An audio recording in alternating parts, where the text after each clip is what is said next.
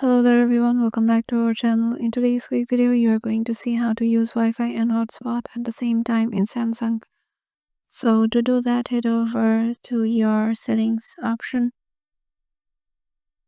And once you are there, scroll down until you find the option of connections. And in there, go to mobile hotspot and tethering. And here, if you can't find the option of using Wi-Fi and hotspot together, then you might find it in the Wi-Fi section. And in here, tap on the three dots icon on the top right. And here go to advanced settings.